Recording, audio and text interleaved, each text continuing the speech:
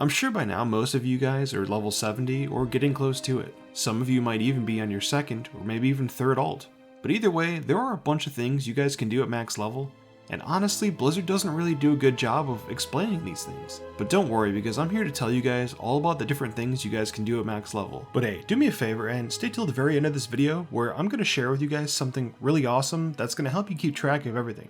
Trust me, you're not going to want to miss this. So among the assortment of things to do at max level, there are two things that I would say you guys should try to get done before everything else, and that's finishing up the campaign and side quests. Some of you hit max level without finishing the main quest line, and you guys want to do that because completing it unlocks world quests, and doing all of these quests give a ton of reputation for the new factions. A nice thing about the main story quest line is that once you complete it on one character, you don't have to do it again on your alts, unless you really want to.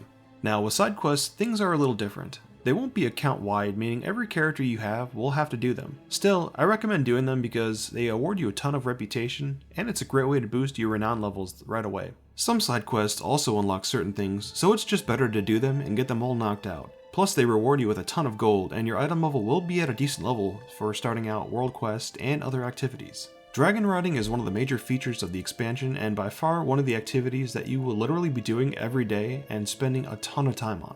So it makes sense for you to work on finishing up unlocking all the potential of your dragon mount.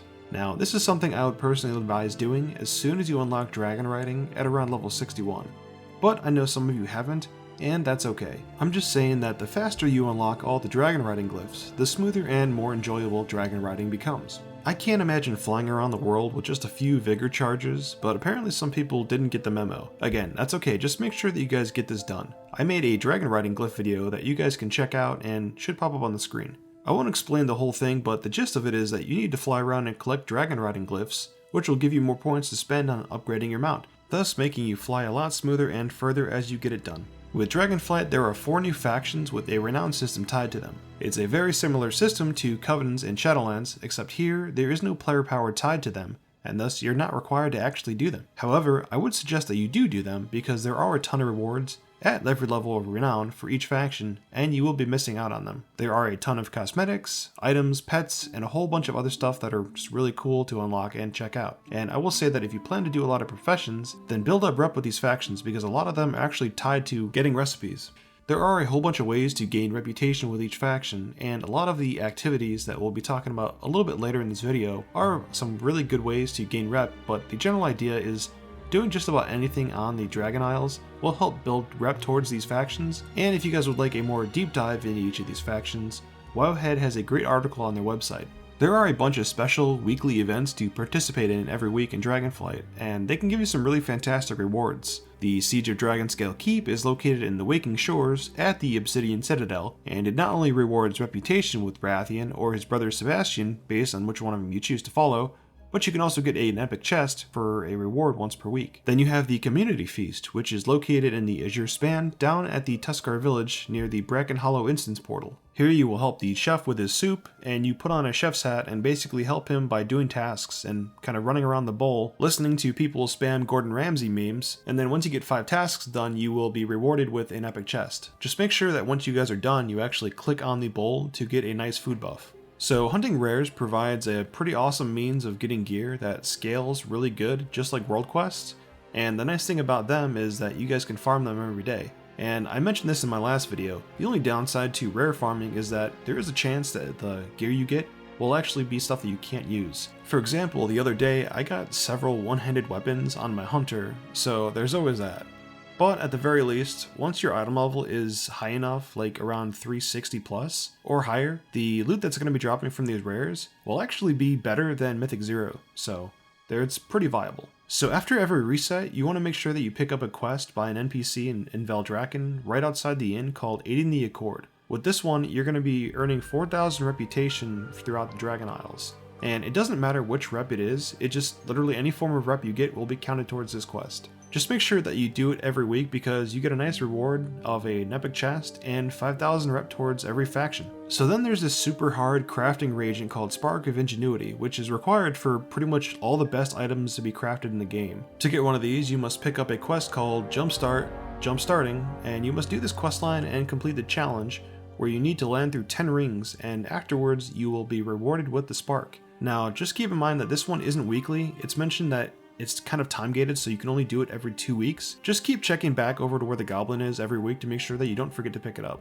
Another huge feature of Dragonflight is professions and their revamp. There are a ton of things to do with professions, whether you like to craft or gather things like mining or herbalism. Either way, there are a ton of things you guys can do, and I highly recommend picking up and maintaining your professions because you can gain a lot of benefits out of them. For example, as an engineer, you can craft a helm and add a tinker slot to it, and these tinker slots provide you with a bunch of unique tools like a battle res or even a form of invisibility. Maybe you just want to farm ore and herbs.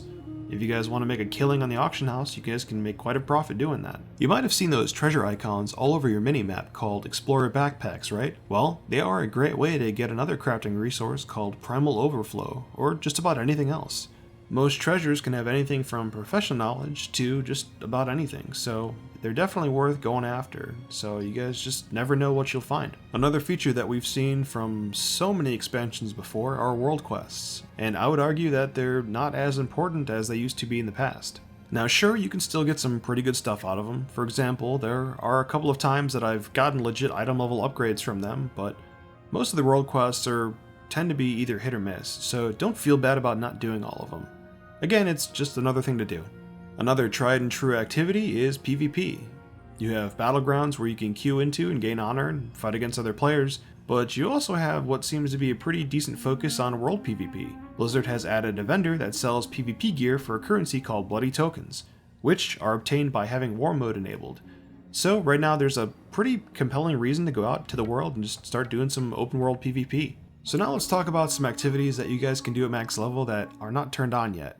But you're just going to have to wait until Season 1, and that's going to be things like Mythic Plus, that's when the raid opens up, you got rated BGs, Arena, Solo Shuffle, those are all going to be turned on December 13th. So with these other activities, I would say that unless you're geared and you're playing with a friend, don't expect to get invited because people don't want to play with a fresh 70 to do Mythic Plus or rated Battlegrounds. And finally, we have the last thing I'd like to share with you guys, but before we do, I would just like to ask that if you guys haven't already, please smash that like button and subscribe to my channel if you guys are enjoying my content. So let's talk about this life-changing thing I mentioned at the beginning of the video. So you guys just listened to me talk about all the different activities you can do at max level, right? Well, I found this week aura that tracks all of the important things you need to do for the day or the week. So this is a week aura created by Tima, and it's called Tima's Dragonflight Helper. The link will be provided in the video's description. So with this week aura, it keeps track of the 4 main factions, keeping track of your rep for each of them. It has timer on the community feast, tells you when the next siege is going to take place.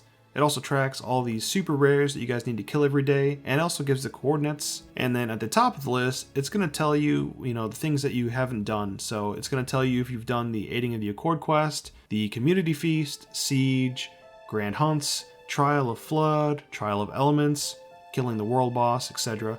So if you're unsure of what to do each week, this week aura is a fantastic guide to pick up and help keep you organized. So with that, I think we're going to wrap up this video right here. But before we do this, let me ask you guys a question. How are you enjoying Dragonflight so far? Does this expansion seem like a lot better than BFA and Shadowlands?